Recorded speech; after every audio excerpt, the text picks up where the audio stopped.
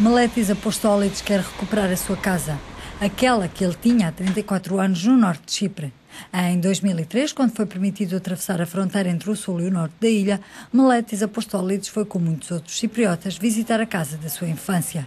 Por detrás da sua casa, no seu próprio terreno, havia uma nova vivenda propriedade de um casal de ingleses. Um tribunal de Nicósia sentenciou o casal a demolir a casa e a indemnizar Meletis Apostolides, mas a justiça britânica anulou a decisão, argumentando que a autoproclamada República Turca de Chipre do Norte não é reconhecida por nenhum país da União Europeia. As esperanças de Meletis Apostolides residem agora no Tribunal Europeu de Justiça. Se querem uma verdadeira solução para o problema cipriota, o tribunal tem de conceder-me o direito básico de reclamar a minha propriedade. Se não o fazem, encorajam todas estas pessoas a comprar mais propriedades. E isso significa que vão criar ainda mais problemas. É como se dissessem que não querem uma solução. Este monumento, situado perto da casa da Meletis Apostolides, na vila de Kyrenia, comemora o desembarque das tropas turcas em julho de 74. Uma ação justificada pela Turquia como necessária para prevenir um golpe militar grego no sul. Quando a República Turca de Chipre do Norte autoproclamou a sua independência, só a Turquia a reconheceu.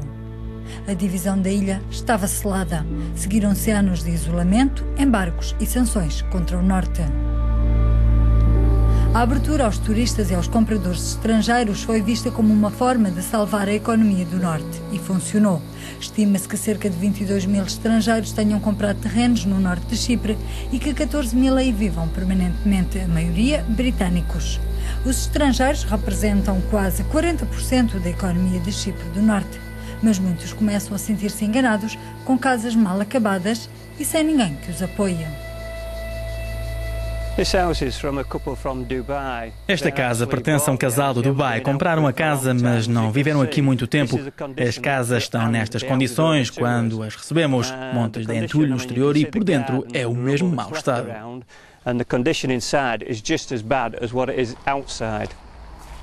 Há 2 anos, Andy Ayton e a mulher compraram uma casa perto de Kyrenia. Pagaram mais de 100 mil libras, 126 mil euros, sem verem a casa. Quando chegaram do Reino Unido, descobriram que a casa não tinha nem água nem eletricidade, que toda a urbanização era ilegal e que o construtor tinha aberto falência. A casa foi deixada neste estado pelos proprietários? Quando recebemos a casa, ela estava nas mesmas condições que esta. Sem portas, quase sem janelas, o reboco a cair, excrementos no chão, tudo.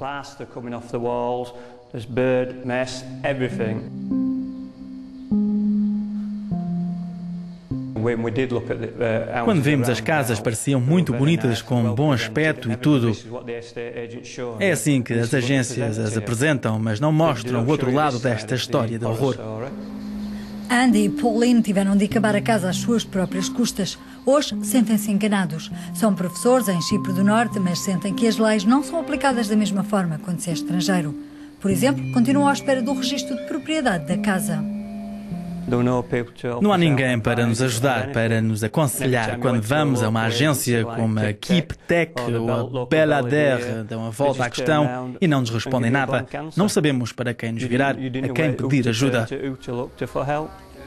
Os baixos preços da região funcionam certamente como isca para casais como Andy e Pauline. No norte, as casas custam 40% menos do que no sul da ilha, mas os riscos são mais elevados, sobretudo porque os registros de propriedade nem sempre são claros. Os cipriotas gregos argumentam que 80% dos terrenos do norte lhe pertencem. O boom da construção ocorreu em 2003-2004, quando se esperava que o plano de Kofi Annan levasse à reunificação da ilha.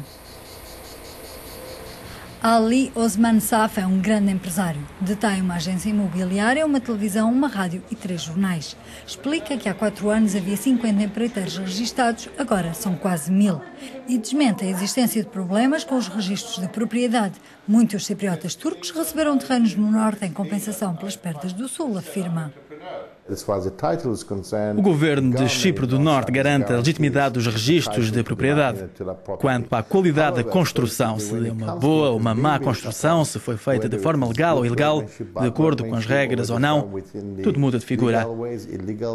Infelizmente, é isso que tem acontecido. Há 4 anos que andamos a pedir restrições, regulamentação, porque uma maçã podre apodrece a caixa toda e uma casa mal construída dá má reputação a todas as casas. A questão dos terrenos é um dos pontos de discórdia entre as duas comunidades que vão começar as discussões diretas no outono. Discussões que podem levar à reunificação de Chipre e ao levantamento das sanções contra o norte da ilha. Estima-se que em 74, 200 mil cipriotas gregos terão abandonado as suas propriedades no norte da ilha. Muitos recorrem agora ao Tribunal Europeu dos Direitos do Homem e pedem a restituição das propriedades e compensações. A República Turca de Chipre do Norte começa a dar sinais de que quer resolver o problema. Há 3 anos criou a Comissão Cipriota Turca da Propriedade Imutável, que visa estudar as queixas e ressarcir os queixosos, explica a advogada Ermin Erk. As atuais leis sobre a propriedade no Norte não têm nada que impeça ninguém, nem estrangeiros nem locais, de comprar terrenos que antes de 1974 pertenciam a cipriotas gregos. O único mecanismo existente é a Comissão da Propriedade Imutável, que diz que um cipriota grego que venha para o Norte e que reclame uma propriedade que antes era sua, que diga eu fui privado dos meus direitos humanos relativos à propriedade, tem direito a ser ressarcido, seja através da restituição, de uma compensação ou de uma troca. Esta casa em Kyrenia é um exemplo destas disputas. Hoje a casa está habitada por imigrantes turcos, mas pertence a uma família cipriota grega, os Loisidou. Em 98, a família Loisidou apresentou queixa no Tribunal Europeu de Direitos do Homem. O Tribunal de Estrasburgo decidiu que a casa deve ser devolvida à família. Este quadro é tudo o que Titina Loisidou conseguiu trazer da antiga casa familiar em 74. Ela admite que até teve sorte, a casa, que terá de ser restituída, não foi, no entanto, alvo de nenhum empreiteiro. Titina considera que é preciso parar as construções, a que chamam desenvolvimento, no norte da ilha. Para mim, o principal problema de Chipre não é a divisão física, não é o facto de as pessoas estarem separadas. O principal problema é sentimental, é o trauma psicológico pelo qual os cipriotas passaram. Se houvesse um acordo que permitisse bloquear o desenvolvimento do Norte até se encontrar uma solução para o problema de Chipre, penso que isso criaria um sentimento positivo dos dois lados sobre a reunificação da ilha. Uma reunificação há muito esperada, sobretudo pelos cipriotas turcos isolados na zona norte. A última esperança morreu em 2004, quando os cipriotas gregos recusaram o plano de Kofi Annan. Uma nova esperança renasce agora com as discussões previstas para o outono.